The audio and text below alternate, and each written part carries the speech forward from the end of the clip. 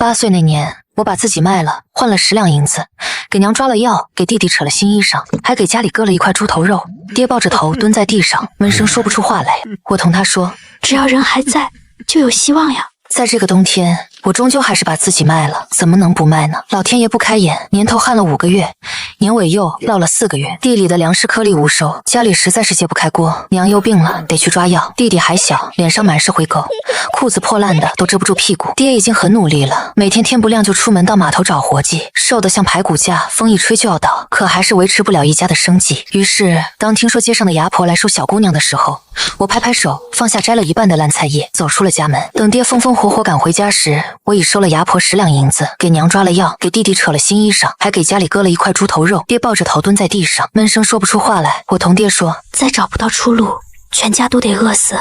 何况牙婆应承过会找个好地方，绝不是秦楼出馆，大概是去大户人家当丫头。到时候不但能填饱肚子，说不定还能有月钱寄回家里。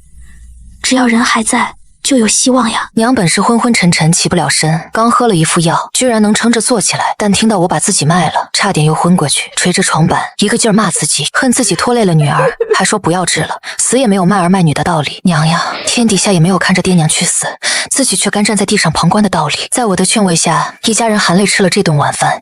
虽然大半年没见过荤腥，可大家还是吃得愁苦。我劝爹娘别发愁，又不是生离死别，只是暂时分开，以后定能再在一起。小弟问：“以后真的还能见到姐姐吗？”我拍了拍他的小屁股：“那当然，姐还要看你骑着高头大马娶媳妇生娃娃呢。”第二天天刚蒙蒙亮，我就告别爹娘到牙婆家去。这牙婆也是乡里乡亲，大家知根知底，给我家指了一条活路，还让我回家道个别，还有什么好怨恨的呢？离别前，我把卖身的银子全交给了爹，嘱咐他一定要把娘的病治好，看管好弟弟，把家里管好。等我回家，爹含泪应了。他一辈子都是朴实的庄户汉子，也疼爱老婆孩子，若不是天灾，断然不会同意卖女儿求生，这也是没法子的事。先活下去再说吧。我就这样到了牙婆家，屋子里站着10来个姑娘，都像我一样，原也是穷人家的好孩子，为了生计不得已才走这条路。人世间就是这样，生而为人，9分苦里还不一定有1分甜。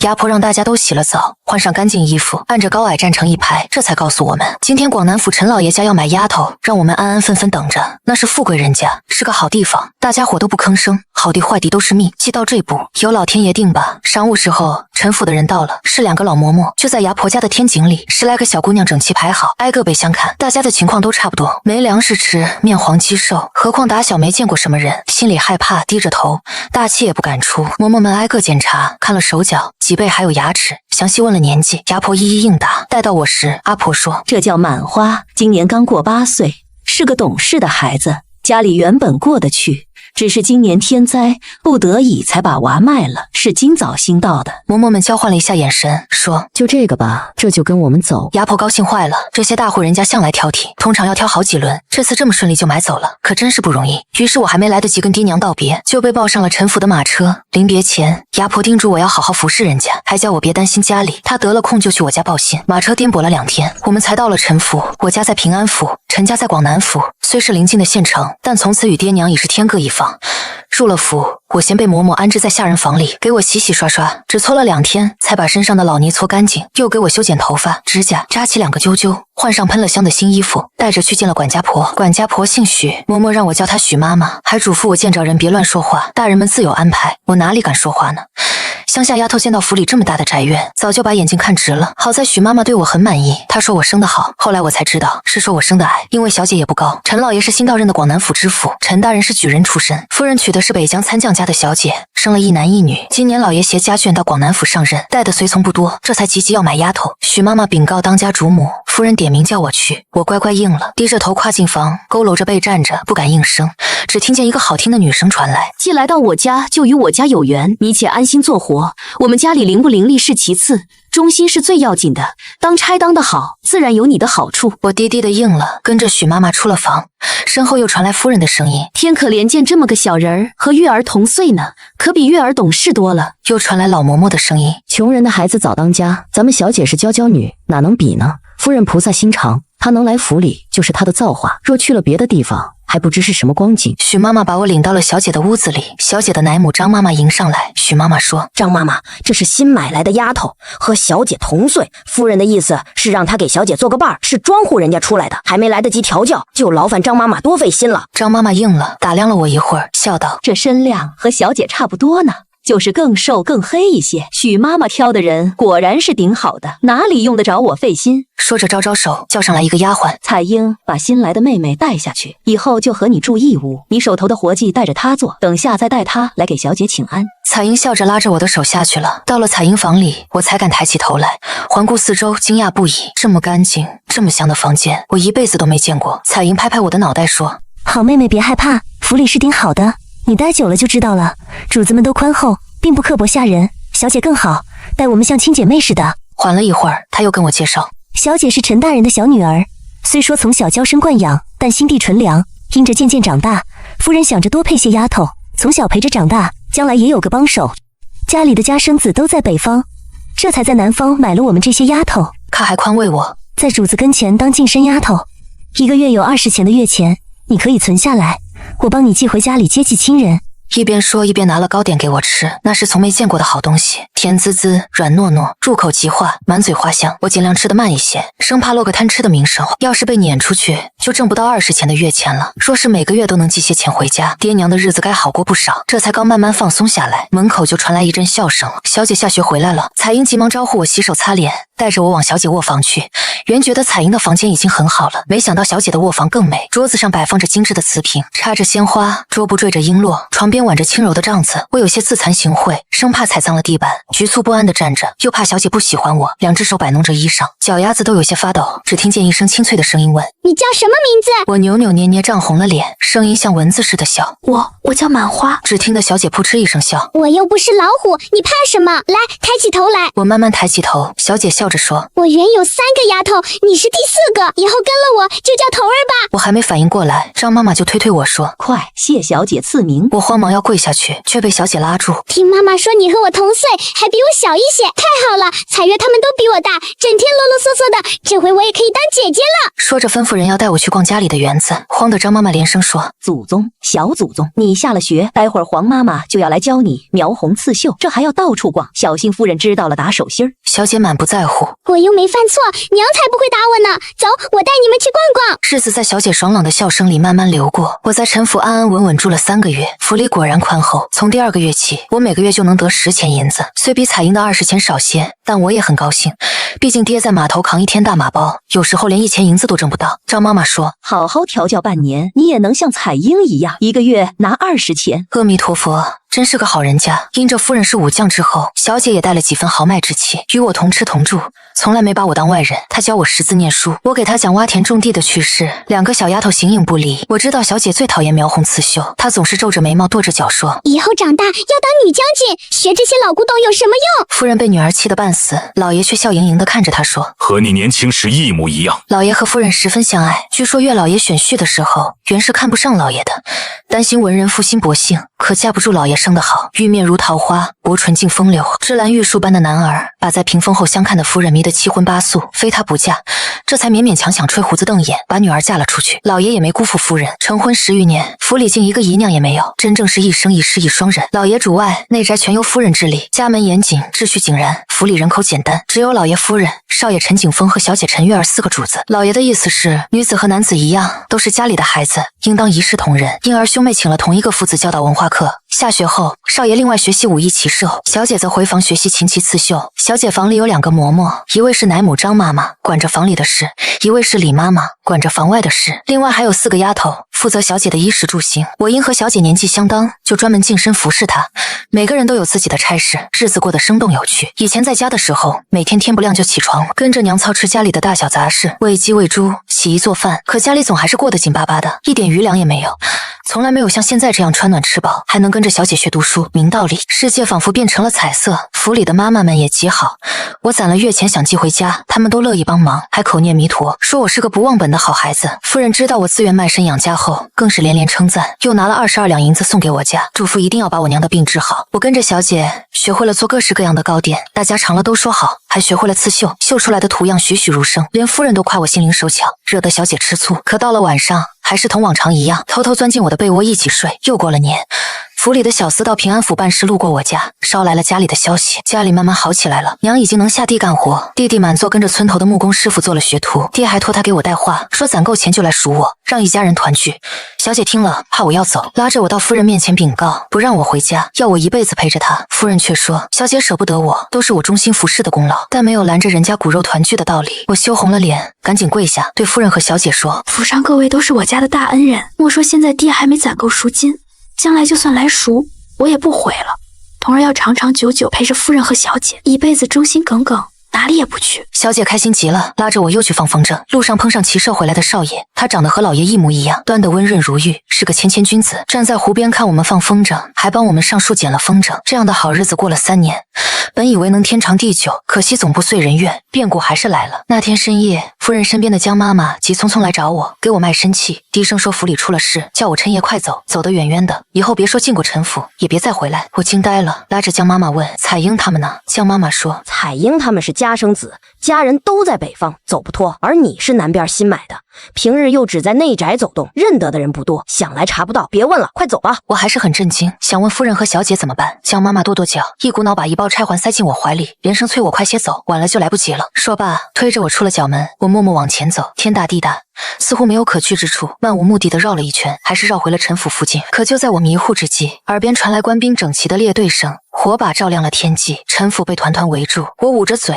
隐身在胡同角落的柱子后，听着喧闹了半夜。最后看着老爷夫人、丫鬟家丁都被押上马车，大门贴上了封条，我害怕极了。待到天亮，就跟着早市的人们出了城，在城郊租了间房子住下，打算慢慢打听消息。此后每天我都早早进城，在县衙旁边的茶水摊守着，直到傍晚才出城。我知道老爷夫人他们都被押进了县衙，可连这几天衙门口都没什么动静。第10天，我看到了一个熟悉的身影，长得像爹，一个劲伸着脖子往县衙里看。我悄悄跟在他身后，在僻静处叫住了他，果然是爹。他听说陈府被抄的消息，急急忙忙赶来找我，见我安好，眼泪唰的掉了下来。买花，我的好娃，我还以为你也被抓进去了。接下来的1个月，我和爹守在县衙门口，希望能收到一点消息，可依旧一无所获。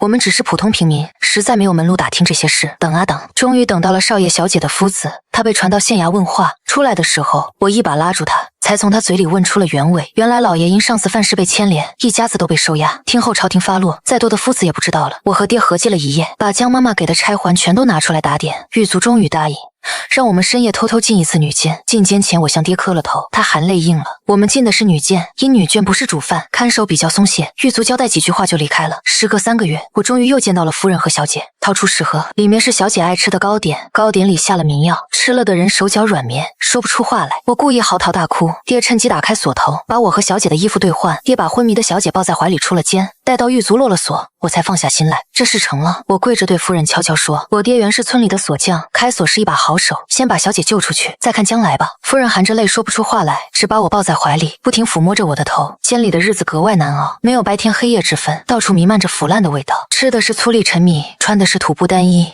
我和夫人挽着手，挨着坐在稻草上。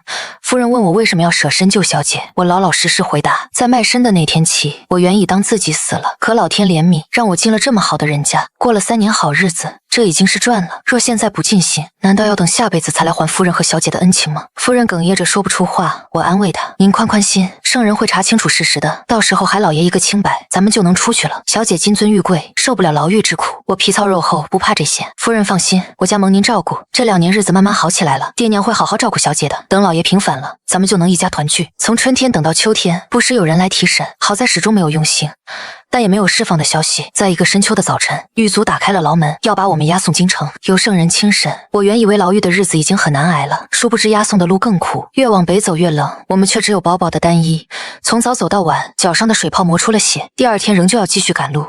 老爷满眼都是对夫人的心疼和担忧，可夫人始终高高昂着头，脊背挺得直直的，毫无屈服之色。我还看到了少爷，他瘦了一大圈，脸色苍白，看到我时露出吃惊的表情，我冲他笑了笑，他却难过的别过头。以后有机会一定要告诉他，我是心甘情愿替小姐来的，请他别内疚。这晚我们歇在永利州的驿站，明天过了河，就正式踏上北方的土地了。我眼皮跳个不停，总觉得有什么事要发生。夜里睡得极浅，果然到了后半夜，窗外传来布谷布谷的鸟叫声，紧接着一条黑影跳了进来，我条件反射的扑到夫人身上，刚要出声喊人，嘴就被捂住了。夫人低低地说：“童儿别怕，是自己人。”原来是夫人娘家的人来了。来人跪地拜见夫人，说明来意。原来此次出事，岳老爷本想立即来救，但朝局不稳，五王爷和八王爷明争暗斗。永利州以南是八王爷的地盘，以北是五王爷的地盘。岳老爷效力的将军支持八王爷，因此只能到这南北交汇处才能营救。来人还说，圣人就快驾崩，南北马上就要乱起来了，他们是来劫囚的，我们今晚就得走。夫人紧了紧衣裳，问道：“姑爷那边怎么样了？”来人答营救姑爷的人已经和他会合，约定4更时分一起走。夫人拉着我的手低声说：“童儿别怕，跟娘走。”早先为了掩人耳目，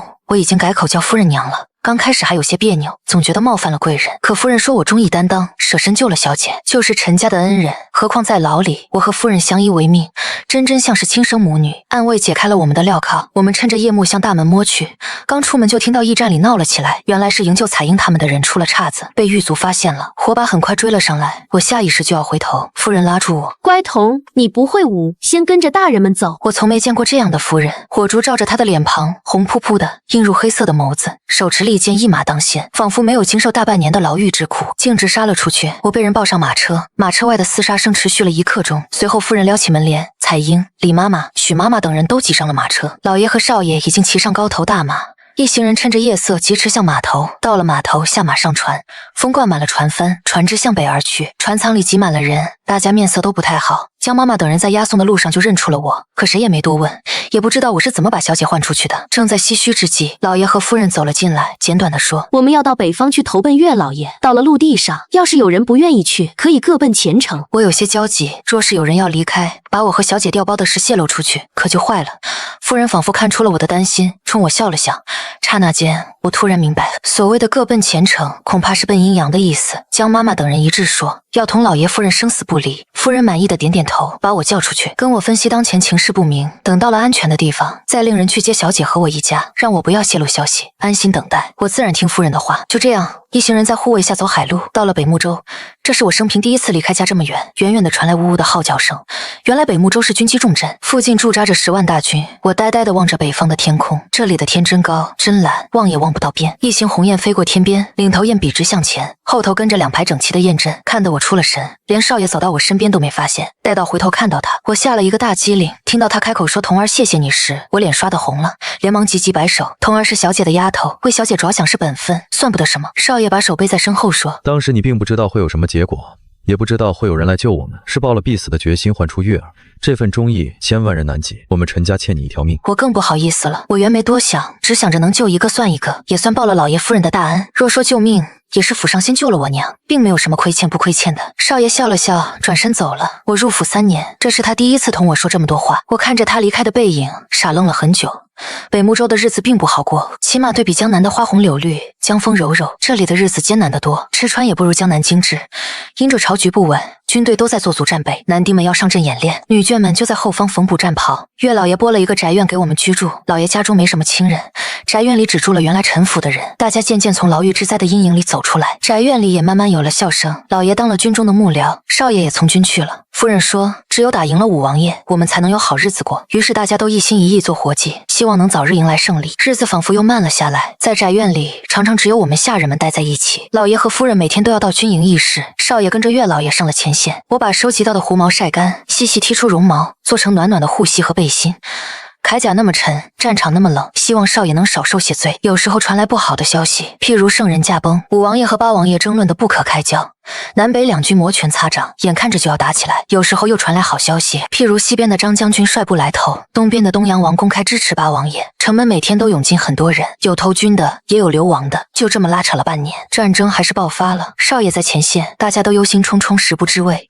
夫人看出了我们的担心，开解道：男子总要建功立业的，他要做雄鹰，就不能总像小鸡仔藏在娘亲怀里。我们要做的就是默默支持他，做他最可靠的后盾。这段时间里，最好的消息莫过于小姐有了下落，接她的兵士提前遣人来报，小姐和我爹娘、弟弟还有5天的路程就到了。宅院里一下子兴奋起来，大家1年多没见到小姐，都盼着她平安归来。我更是兴高采烈，小姐回来了，我的家人也来了，我们就要团聚了。待到第5天，我早早就起身，和彩英、张妈妈一起备了一桌丰盛的饭菜。等到晌午，果然听到小姐清脆的笑声，她远远跑过来，一把把我抱起来。童儿，好童，我又见着你了，我们以后再也不分开了。他身后是风尘仆仆的爹娘和弟弟，娘的身体大好了，赶了那么久的路，也只是稍有倦容。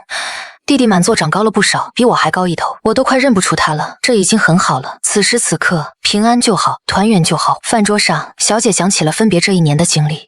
那一夜，爹把昏迷的他抱出县衙，带到城郊的客栈，天一亮就动身回了乡间。虽然家里条件比不上陈府，但爹娘坚持把最好的卧房让给他，住屋虽简陋，却打扫得干干净净，对外只说把我赎回来了。小姐平日里极少出门，谁也不知道她竟是陈府的大小姐。后来听说要打仗了，弟弟反应快，担心有人找上门，连忙舍弃房屋田地，带着全家到城里做活。弟弟做木工，东家走西家跑，把小姐藏得严严实实，连夫人派去的兵士都找了半天才找到。弟弟不好意思地挠着头，我就怕来的是仇家。夫人欣慰地笑了，多亏了你这份机灵，防患于未然，否则还不知道要出什么变故。第2天一早，弟弟就在我窗外探头探脑，想让我求求夫人，给他指个投军的门路。我还在犹豫，爹就一巴掌拍在弟弟的头上。这小子想当兵想一路了，咱们庄户人家别的不会，有的是蛮力，说不定能挣下一份家当，以后再也不用让姐姐卖身养家了。夫人听说后也很高兴，现在正是用人之际。她和老爷商量后，当下修书一封，让弟弟去投奔少爷。我很久没和娘、小姐见面了，一有空就凑在一起聊家常。他那样爽朗的人，此刻却趴在夫人怀里，一把鼻涕一把泪地说：“我好害怕，我还以为再也见不到娘亲了。在乡下，我见到了很多以前没见过的东西，才知道一饭一菜都来之不易。爹娘把好吃的都紧着我，我每天都怕官府的人来追查，怕连累了全家。像我一样，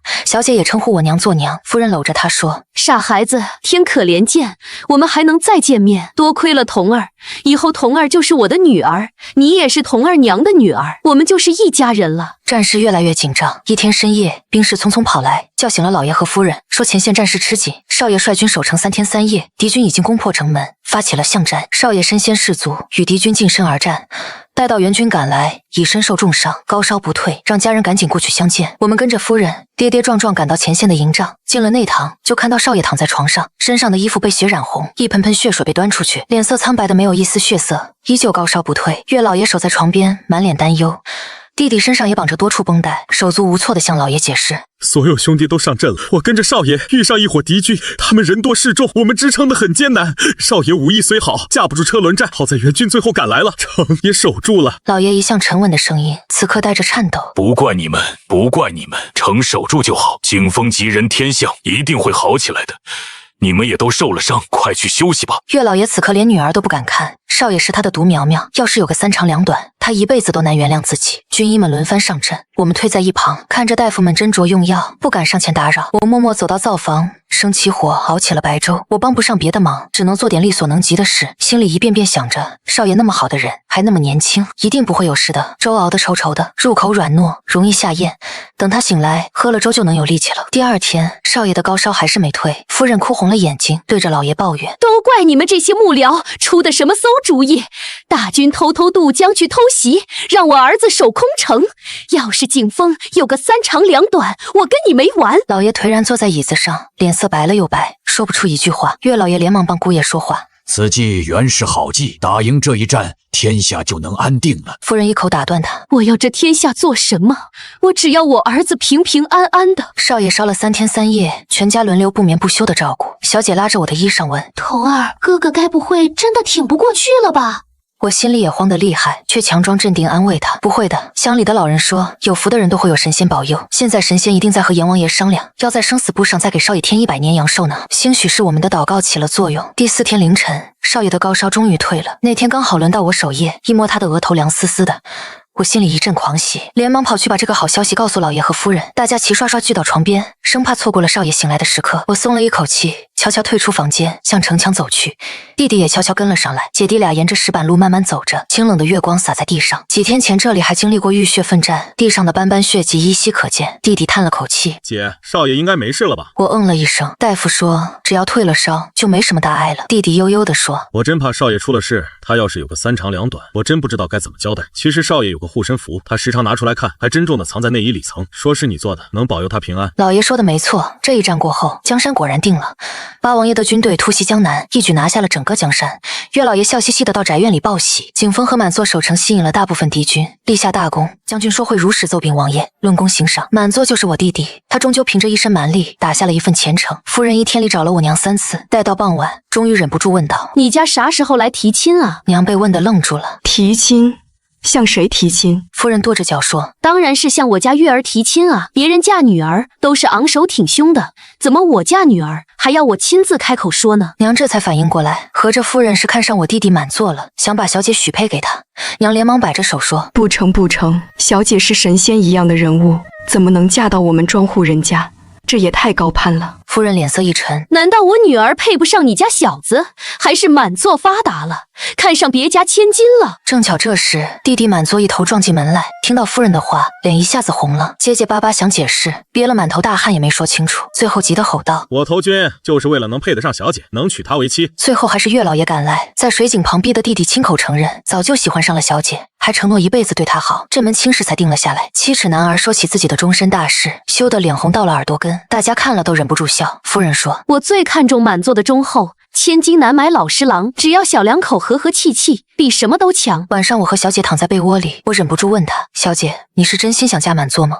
是不是因为我当年替你坐牢，你想报恩才愿意嫁的？”小姐叹了口气：“童儿，你不知道，那年在牢里，我真的害怕极了，怕自己不明不白就死了。后来爹把我抱回乡里，我还是夜夜做噩梦，一会儿怕官兵来抓我，一会儿怕爹娘和哥哥被判死罪，是满座每天守在我房门口，吹着笛子哄我睡觉，我才能稍微安心。后来听说世道乱了，满座怕追兵找来，带着我们躲在县城里，日子过得很艰难。他每天做木工活，累得腰酸背痛，挣来的钱舍不得给自己买一口好的，却总想着给我买糕点，拆还怕我受委屈。童儿，这样的人我怎么会不愿意嫁呢？以后你别叫我小姐了，就像爹娘一样叫我月儿吧。”宅院里很快热热闹闹办起了喜事，将军夫人亲自为月儿梳了发髻，她终于凭着自己的努力赢得了幸福。少爷那时候还没完全康复，坐着轮椅陪在夫人身边，看着喜庆的场面，脸上也露出了久违的笑容。夫人看看儿子，又看看我，嘴角的笑意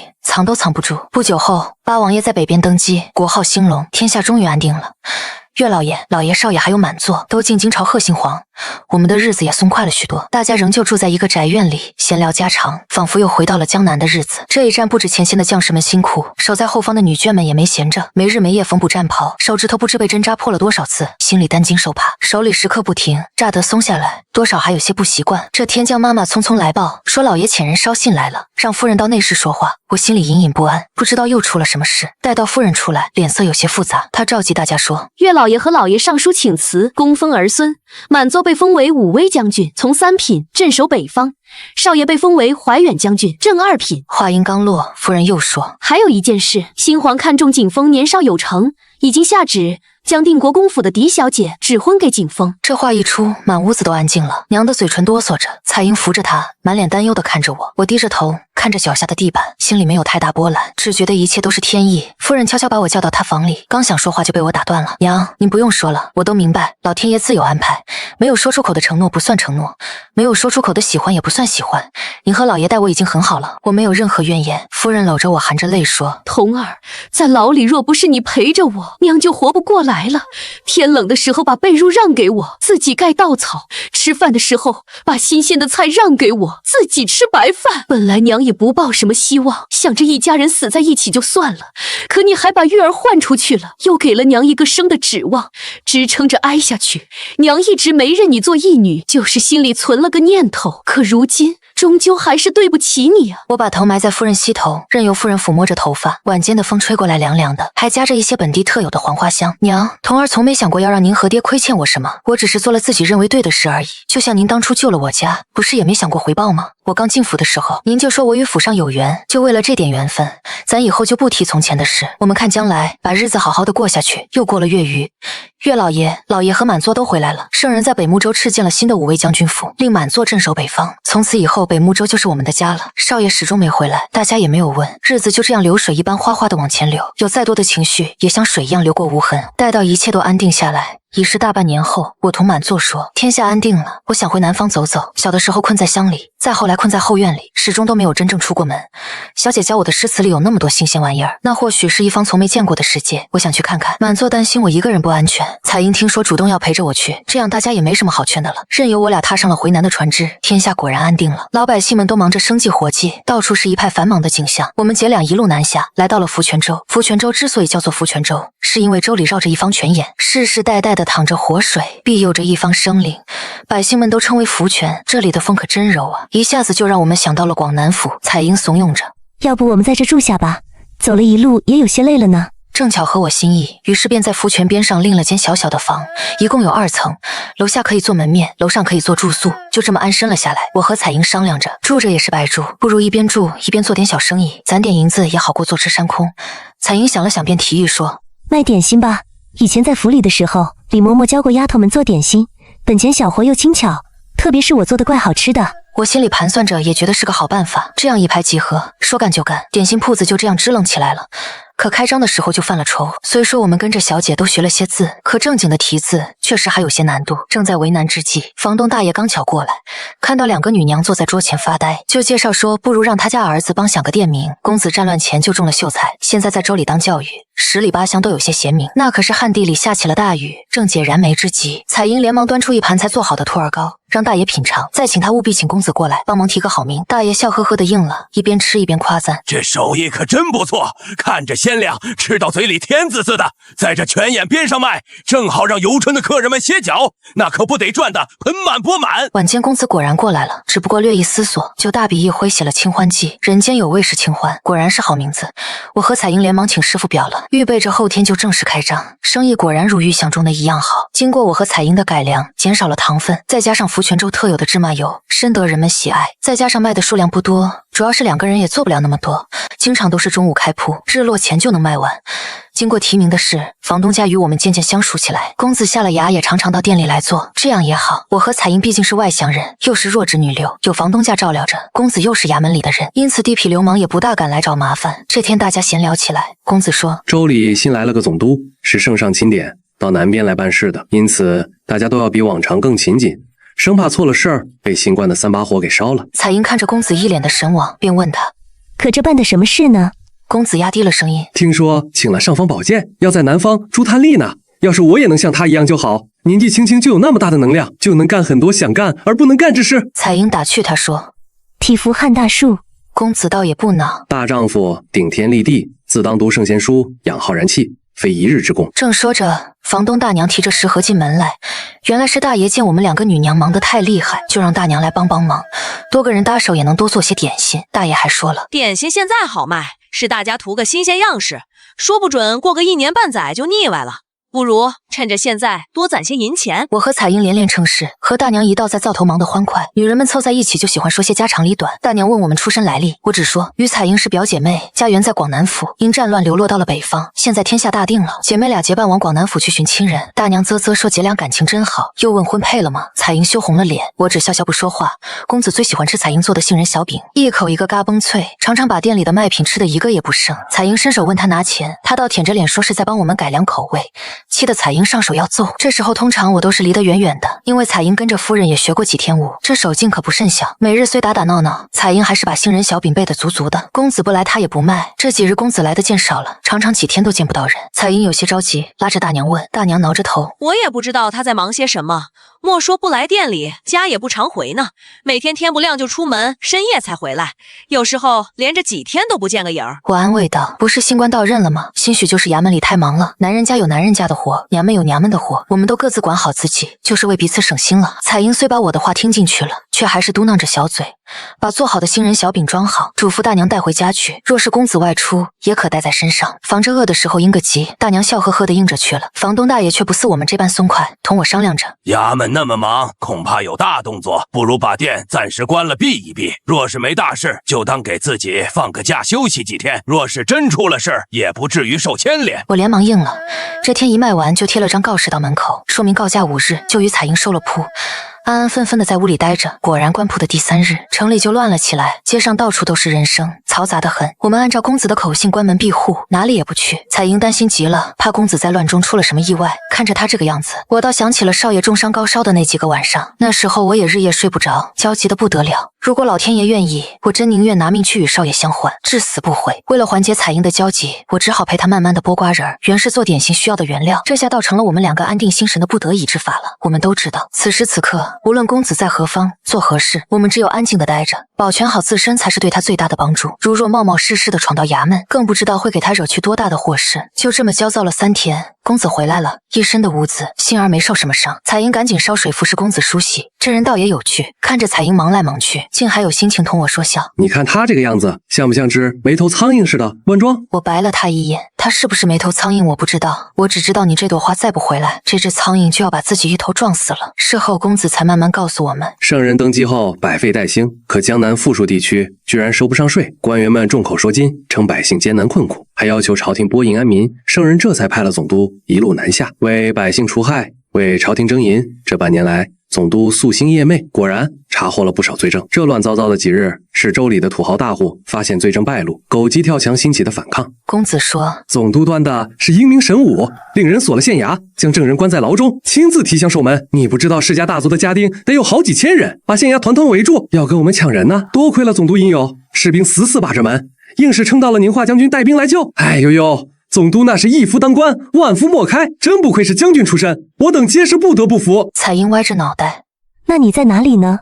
公子不好意思地挠挠头，我当然是在县衙了，总督在门外镇守，我就抓紧提审，互相配合着，击溃了证人的心理防线，把实情套了出来。彩英哇的就哭出来，那如果守不住，你们岂不是都得死？哭着就上去打，公子抱着头到处窜。哎，那不是没死吗？总督说了，此战我功不可没，他会向圣人如实禀奏，要升我的官呢。大爷大娘还有我躲在门边，看着这2人满屋乱窜，商量着选个好日子，把这2人的亲事办了。这天公子下了衙同我们说，总督大人听说他家开了点心铺，想要来尝尝，叫我们做好准备。彩英应了，就跟着大娘到集市上去采买，我则留守在铺子里。这娘俩越来越投缘，每次相约出门，非要逛个够才回来，大包小包的买一大堆东西。我才不想凑这个热闹，好容易准备好一大桌瓜果点心，可等来等去，公子就一个人回来了。问他总督怎么不来了，他说也不知怎么了，大人走到了泉眼边上，眼看着就要到店了，忽然扭头回去了，也不知道是哪里得罪了。他赶着去问，又说没什么。真是摸不着头脑。房东大爷安慰他，兴许就是突然有急事回去了，我们别瞎猜测，待你和彩英成亲的时候，再请大人们来热闹热闹。彩英成亲这事儿，我们去请侍夫人，夫人把彩英的申期都寄过来了，还在回信上说，若是遇见有缘人就嫁了吧，陈府就是彩英的娘家，以后常回家看看就好了。因此待到成亲那日，我又一次做了伴娘，点心铺子张灯结彩，一派喜气洋洋。我同彩英说，听说给公子请功的折子已经递上去了，不日就有回复，这一过门就成了官娘子了呀，真是好福气。彩英拉着我的手，我只希望能像老爷夫人一般安稳过一辈子就值了。夫人说你和我们有缘，果然是真的，这次跟着你到南边来，居然定了终身。依我说，这福气是你带给我的才对，只是你，还要漂泊到什么时候？又宽慰我说，你也别记恨老爷夫人，若说是寻常人家尚且还能争一争，可是皇家赐婚，又是国公府的小姐，这还能怎么争呢？我笑了笑，你同我说这些我可听不懂啊，少爷配小姐那才般配啊，我一个丫头可有什么好争的呢？莫说老爷夫人待我这样好，若是没有他们，我们全家早就饿死了，还有什么不知足呢？这日县衙里的人都来贺喜，总督却只是包了大大的红包，人没有来。彩英嫁了，点心铺子自然给她做了陪嫁。之后我住了半月，便向公子请辞，我来这趟原来是做月老来的，现已完成使命，这就该走了。彩英恋恋不舍地拉着我耳语道，要是一路上有合适的姻缘就嫁了吧，别耽误了自己的终身。我应下了，一路还是女扮男装而行，总觉得心底有什么声音在告诉我，南方还有未完成的事等着我去做。我特意去了广南府，站在陈府的门口。哦，不对，现已不是陈府了，改成了贺府。听说是生意人，怪不得门口的石狮子也换了，换成了2只大貔貅。时过境迁，街道还是那个街道，石板也还是那个石板，好像变了，又好像没变。不论如何，我还是那个我，清清白白、干干净净的桐花。是的，在外为了行走方便，我又自己把名字改了。爹娘原叫我满花，进了府，小姐改成了童儿。在这以后的好多年，大家都叫我童。可是，在外头自我介绍做童，似乎有些不好意思，于是就从2个名字里面各取了1个字，换作桐花。这次在广南府待了10日，我把从前没走过的路都走了一遍。原来这里有一座石桥，倒映着碧波，岸上种了一排依依杨柳。忽然又想到小姐教我的那首诗：杨柳依依江水平，忽闻江上踏歌声。也不知少爷与国公府小姐成婚了没有？他那样好的人，自该有一样好的姑娘陪伴着过平安顺遂的一生。走完了广南府，我又动身往平安府去，那是我的家乡，我从那里来，也该回到那里去。